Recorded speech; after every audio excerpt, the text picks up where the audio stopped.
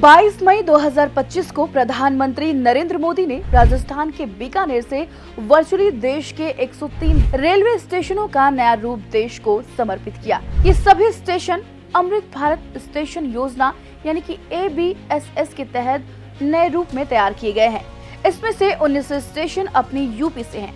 देखिए, देश में लाखों लोग रोजाना ट्रेन से सफर करते हैं, लेकिन कई स्टेशनों पर न तो बैठने की सही व्यवस्था होती है, न साफ सफाई, न ही तकनीकी सुविधा। लोगों को सफर से पहले ही थकान हो जाती है।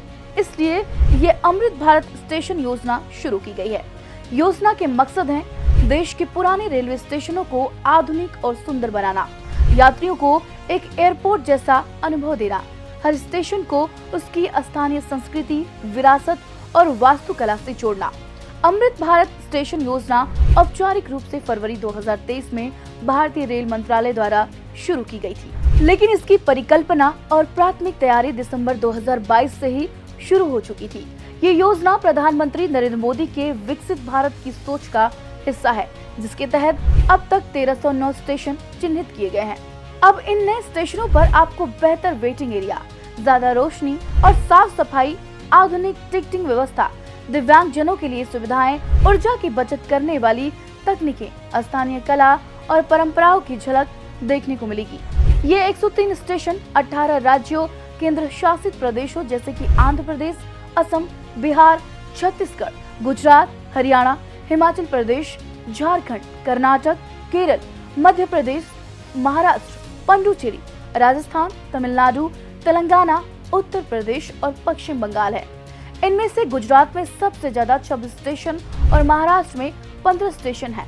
इन स्टेशनों को बनाने में करीब 1100 करोड़ रुपए खर्च हुए, लेकिन ये खर्च नहीं, इन्वेस्टिंग इन फ्यूचर है। इस उद्घाटन के बीच राजस्थान का देशनोक स्टेशन खास आकर्षण का केंद्र रहा, जहां लोकल स्टाइल के आर्किटेक्चर को अपनाया गया। इस मौके पर बीकानेर से मुंबई के लिए एक नई एक्सप्रेस ट्रेन की भी शुरुआत हुई। साथ ही पीएम ने 26,000 करोड़ के और प्रोजेक्ट्स की नींव भी रखी। और ये तो सिर्फ शुरुआत है। सरकार की योजना है कि 2027 तक 500 और स्टेशनों को इसी तरह नया रूप दिया जाएगा। अगले कुछ महीनों में 100 और स्टेशन तैयार हो जाएंगे। सरकार का लक्ष्य है कि सभी जोनों और प्रमुख जिलों को इस योजना से जोड़ा जाए। इसका सीधा फायदा होगा स्थानीय दुकानदारों, मजदूरों, फूड वेंडर्स और पर्यटन को। ये योजना भारत की आर्थिक गति, संरचना और रोजगार तीनों को गति देती है। ये योजना केवल एक इंफ्रास्ट्रक्चर प्रोजेक्ट नहीं है, ये भारत के हर कोने को विकास, संस्कृति और सुविधा से जोड़ने की एक बड़ी पहल है।